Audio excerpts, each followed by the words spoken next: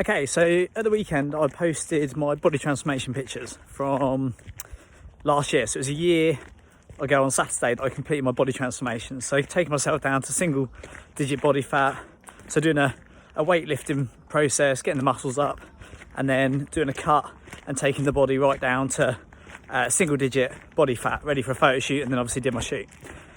In this video, what we're going to talk about is why lots of people are getting this wrong, but how you can get it right. And the best way to cover this is the 3 steps of it, really. So there's 3 steps to it, and the first is going to be the before. The second is well, in fact, not 3 steps, but 3 key learnings. The questions that I received on Facebook, in the comments and privately, were about what did you do, what was the experience like, would you recommend it, how are you now that you've a year on, what's that actually look like.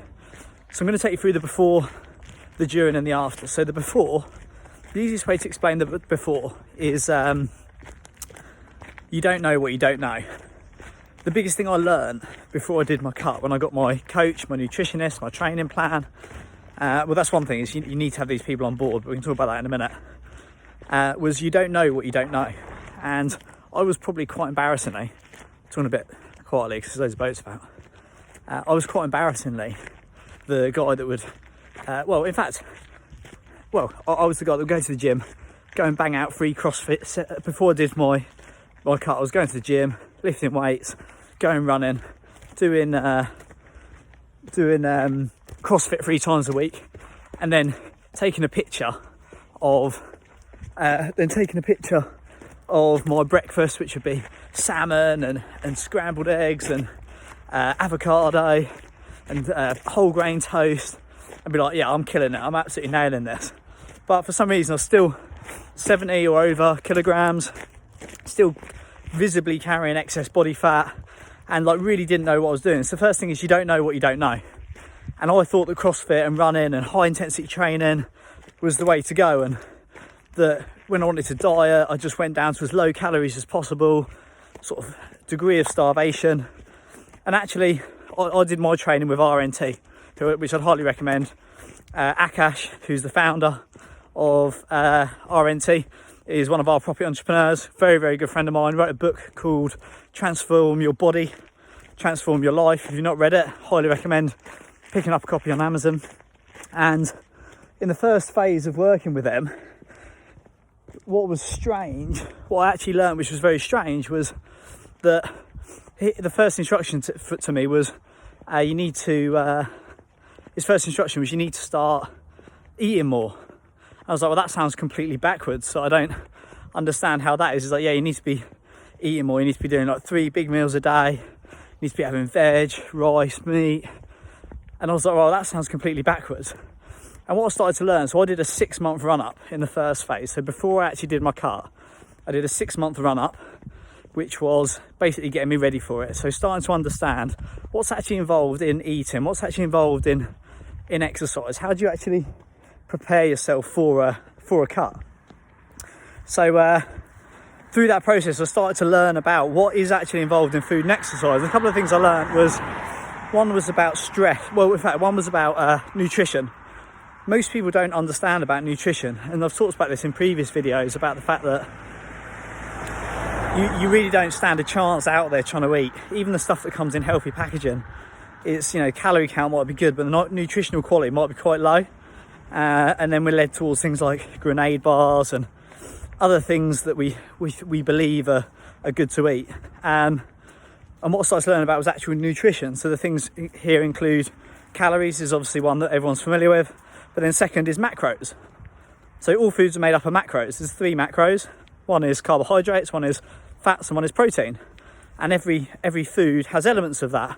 And what you start to notice when you start to track it is that you don't actually know what you don't know. You're eating things like a big bowl of granola or avocado and scrambled eggs and things like this, whole grain toast. And you think, these are really healthy, they're really good for me. And there is elements of good, they're good fats, things like that. But if you want to understand how to lose weight, it's all about understanding your macros, how the food's made up, and understanding the nutritional qualities of food. And then when you understand that and you understand what the foods, you start to look at food differently, because you can just scan it on your MyFitnessPal app.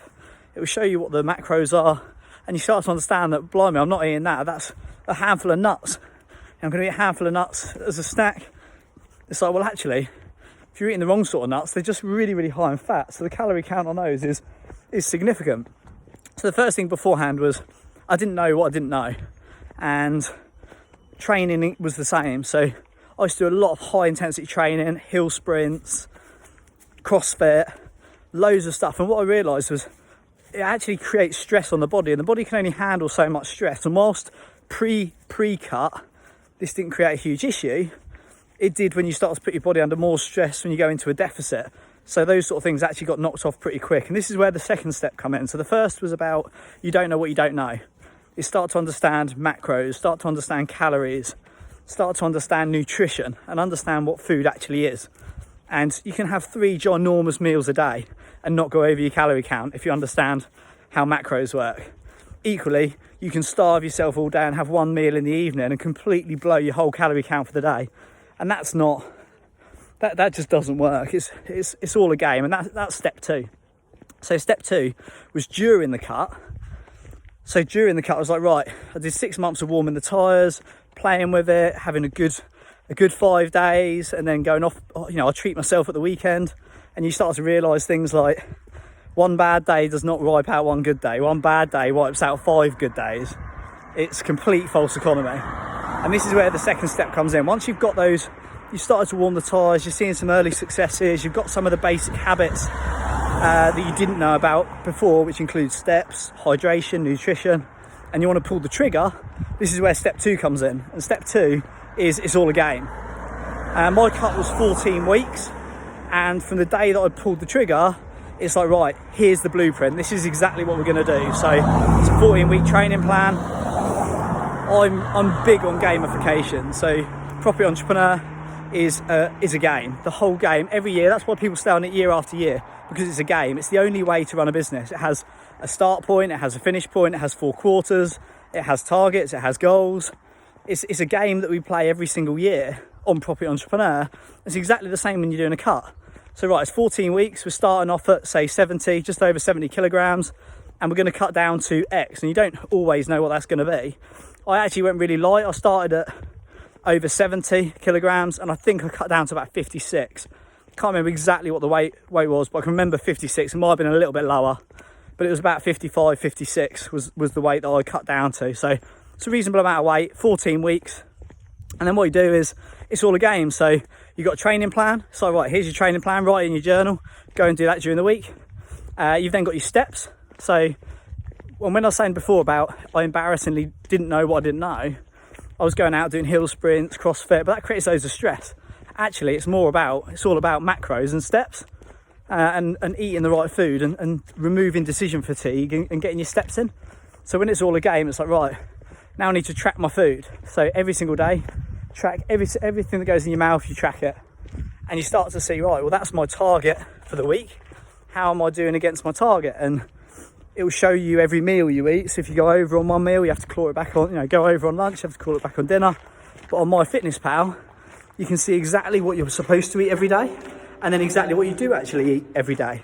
And then the outcome is, if you hit the target every day, when you record your weight the next morning, it goes down.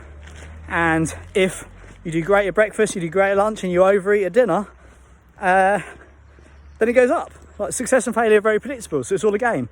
Steps. So right, well, I need to started off at 10,000 steps a day. By the end, I was doing about 20,000, maybe a little bit over 20,000 steps a day. And that's how you slow and steadily cut the weight off. And it's a very gradual thing. There's not a huge amount of, it's a lot easier than, it's not easier, because the challenge that you have isn't exhaustion and sweating and running half marathons every day for every day of the week. It's more a mental challenge, because you're basically going to put your body into a deficit. And the way that we do that during is, it's all a game. It's like, right, you need to up your steps, which increases your calorie burn, and then we're going to reduce your calorie intake gradually. And between the two, over a period of time, you go into a deficit, which basically means weight loss is very straightforward. It's calories in versus calories out.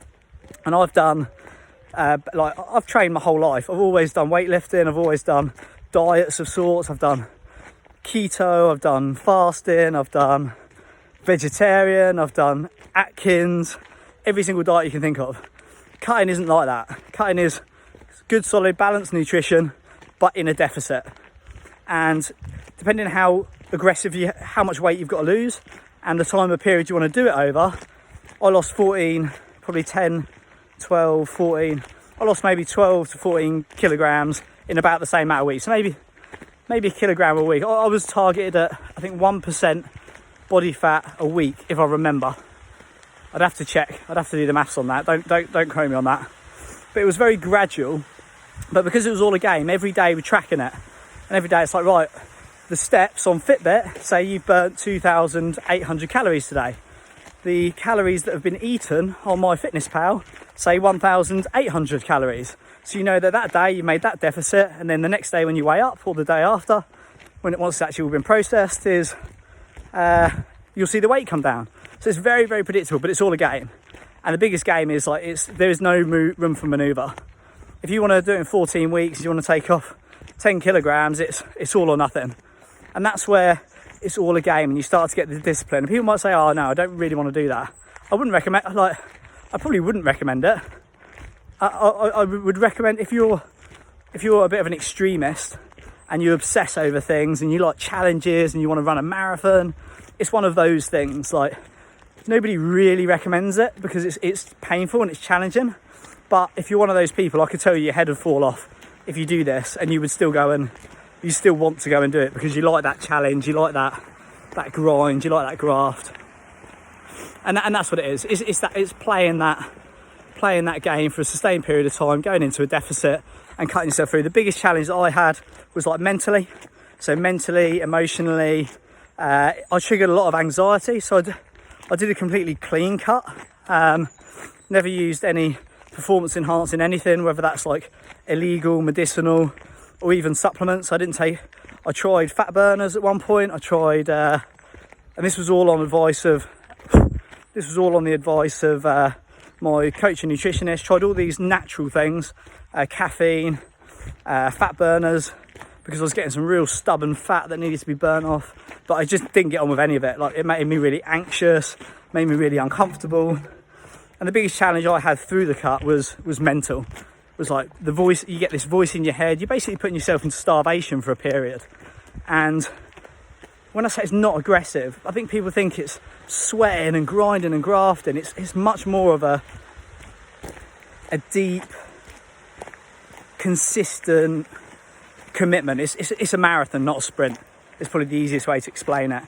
And one of the reasons I wanted to do it was I am one of those people that likes to achieve things. I like to set goals, I like to set targets, I like to achieve things that perhaps most people can't. And it's up there with running a marathon. Running a marathon is hard, it's a slog, but it's a great accomplishment, accomplishment when you get across the line. Doing a cut's probably the same. It's a significant amount of commitment for a short but sustained period of time. And then you get your shoot at the end of it. I didn't enjoy my shoot. I found it really stressful. I didn't enjoy the cut. I found it very, very stressful. It took me to some really dark places mentally. But I enjoyed the journey. I enjoyed the challenge. Would I do it again? Maybe. Maybe not. I'm not rushing into it. But the main thing through it is it's all a game. It's you want to get that blueprint, which I would recommend using RNT's blueprint. That's what I used. Get the blueprint, get a coach, get a nutritionist, and then just lock in and understand that for 12 to 14 weeks, there's going to be no wiggle room. There's going to be some huge commitments. I've done videos in the past, and I think on our podcast or on the YouTube channel, actually, when I talk about the iceberg, it's really understanding what you're going to go into, because everything has a price, and are you prepared to pay that price, really? And that was a huge, huge commitment. Like, no alcohol for the whole period, very little socialising. You can go out and socialise, but it's very awkward. Turn up to a family meal with your box of broccoli. You can do it, but I just preferred, I'm all or nothing. If I'm going out, I'm going to go out and really go for it. There is a period of moderation, but I didn't really get on with it very well with that. I was all or nothing. Just basically locked in for 12, 14 weeks, just ground it out and got it done. So the second is, it's all a game.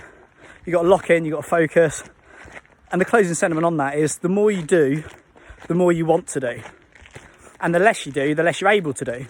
So when you get deeper into anything, whether it's running or it's business or it's entrepreneurship or it's exercise, the more you do, the more you physically do, the better you feel. You know, you're locked in, you've got motivation, you've got the flywheel going, and you start to feel good about it, and you want to do more and more. As soon as you take your eye off the ball and you have Christmas or you have a holiday and you're back on the Monday or you're back in January, you don't fly straight out of the traps. You have to take a period. It's all a game. You have to take a period to get it going again. So yeah, interesting experience, but it's all a game. And then the final bit is afterwards. What do I learn afterwards is it's the cut's a bit of a baptism of fire. And what I realised afterwards, and this is what I realise now, is it's actually you have to actually work quite hard to feel good. Like, you actually have to put quite a lot of time and effort into your life to feel good about your life, about yourself, especially as you get older. And I think when life is, and I think the reality is, and this is quite sobering, is I don't think most people know what it feels like to feel good. Honestly, don't. I don't think people know what it feels like to feel clean. I don't think people know what it feels like to have the endorphins going off and you chemically are in a good place. Your body is clean, it's active, it's moving. I don't feel myself until, and this is the final one, is it actually takes quite a lot of work to feel good. Last week, so I've been on holiday for a week, so my body's currently like slightly inflamed. I'm carrying a bit of holiday weight, but I didn't go crazy. Every day I averaged 12,500 steps last week. Did a little bit of buffering, for those of you who know what buffering is, but just enjoyed it really. And I didn't go crazy, but I wasn't strict. And weighed in at like 63.4 this morning. So I was down at 60, bang on 62 last Friday or Friday before. So went up about 2.5 kilos, but a lot of that was inflammation. That started coming off over the weekend. And now I'm back to my normal exercise. I genuinely don't feel good unless I do the things I do. Like, we're presented in life with multicoloured foods, beige foods, oven ready foods. You go into the shop, I genuinely think about 80% of the things that are sold in the supermarket are probably, I'm gonna head back now, about 80% of the things that are sold in supermarkets are probably not actually fit. You shouldn't eat.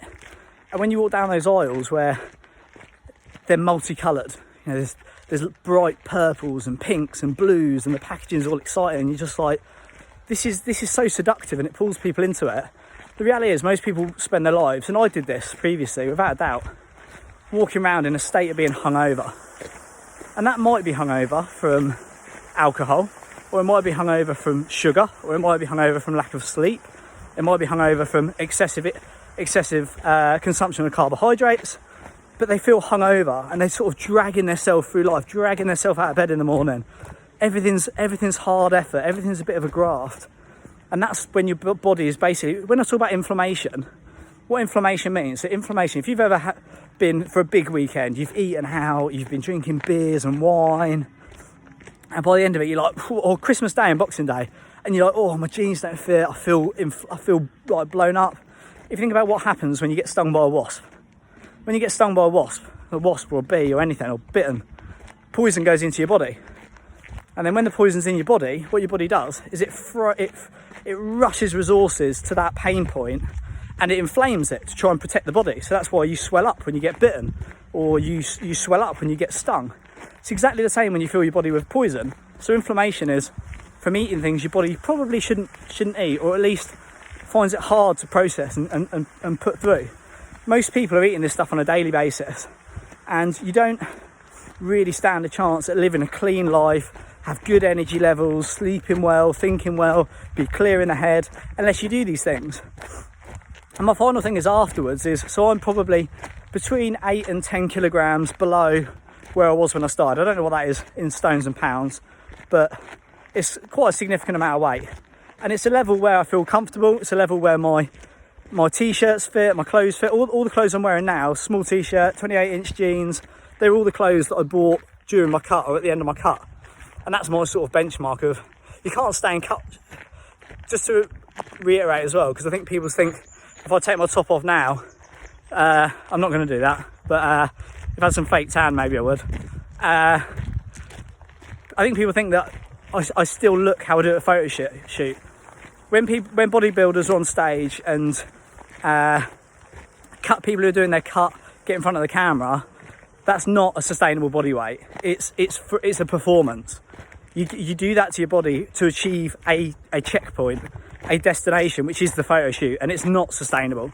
It's not physically, mentally, it's probably not healthy to be sustained at that weight. It just doesn't work. Although some of us hold on to it for a little bit longer, some of us let go and have a bounce back. Like the RNT methodology talks about this start to finish, talks about cleansing the palate, which is beforehand, picking up the habits, learning about steps, learning about nutrition. You've then got your cut phase, where you actually, you pull in the trigger and actually losing your weight. And then afterwards they call it a consolidation phase, because it's a very challenging experience coming out of a cut, because you've gone from being I was in like a crazy, maybe 1400 calorie deficit in the depths of my cut, and it was not nice. Like mentally and emotionally, that was the most challenging thing for me. So you can't stay in that weight, but when you come out of it, the idea is that lots of people bounce back and they think, well, it's done now, and they overeat, and your body is actually more sensitive once you've done a cut, because all the fat cells have been drained of fat. The easiest way that I can explain it is bubble wrap. You can take the air out of the plastic, but the plastic's still there, and these are like your fat, I can't remember what they're called, fat molecules or fat cells. They empty, but they never disappear, and actually they can multiply, so you can end up with more empty fat cells. And then when you go into overeating, once you finish your cut, the body's been in starvation for 3 months. It doesn't then naturally process it and try and do you a favour. It goes into like panic mode and pulls all of those nutrients, those fat, and you can actually put on fat significantly quicker than you would beforehand, because you're coming out of the cut and you're in a bounce back. So it's a very dangerous phase to go into. And the other thing is, you're like a bottomless pit. You lose the ability to regulate hunger, or even you lose the ability to stimulate hunger. So you can eat and eat and eat, and you don't feel, because you've been in starvation you've been in a huge deficit for 3 months. You can't actually. You can eat and eat and eat, and the first time, and I remember when this happened to me, it was at the Pulse Party, when we were celebrating 10 years in business, and I overate, because I was like, all the emotional excuses come out, it's 10 years in business, there's one day that I can eat some cookie dough pie, or whatever it was, cookie dough cake, I'm going to eat it, and I just ate. I thought, I'm going to go for this, one day is not going to kill me. And you don't physically feel full up, and this is, those of you that have done cuts and bodybuilding will understand this.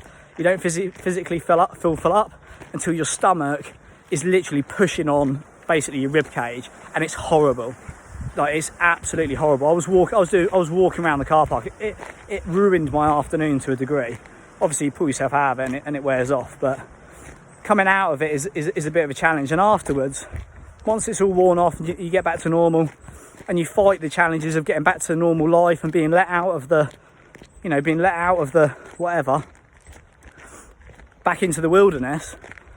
You've then got to pick up these habits. And I said in my post that it's probably taken me a year to get over it. Probably has. Probably took me at least 6 months to mentally and emotionally get over the experience. And in the last 3 to 6 months, I've really found my balance. And afterwards, I would probably cut down to 56, which is aggressive. That's a very, very lightweight for someone of my age and height. Unhealthily light. My ideal weight is probably between 60 and 62. I'm probably, at the minute, I'm about 63 and a half. I started at over 70. The habits that I've got now, so body weight, very comfortable with my body weight, but it does take maintenance. I track my steps every single day. My rule of thumb is to have 3 meals at 500 calories plus condiments and cock-ups. Condiments and cock-ups are like the chutneys that you throw on top, the sauces that you add to your meal, the beers that you drink at the weekend. They're my condiments and cock-ups. And that plus 10 to 12,000 steps, plus I've now got a routine to my day, which includes how to get hydrated properly, the foods that I do and don't eat. My nutrition's very, I'll go to a restaurant and be able to eat, it's not strict, is what I'm trying to say. For breakfast, I have a slice of sourdough toast, and depending what stage I'm at, whether I'm doing a little, not a cut, but whether maybe I've had a week where I've put on half a kilo, I'm just trimming it off. I'll have eggs. I'll probably have 2 or 3 eggs and either 2 or 3 whole yolks in there, because you take the yolks out, most of the calories are in the yolk. I think an egg white is something like 40 calories, but a whole egg's more like 100, something crazy. But you start to notice those little tricks. I don't have butter on my toast, but I do have red hot sauce because there's no calories in that. All these little sort of tips and tricks. Lunch, I'll have basically salad and a protein. I've carbs, protein and a bit of fat in each meal.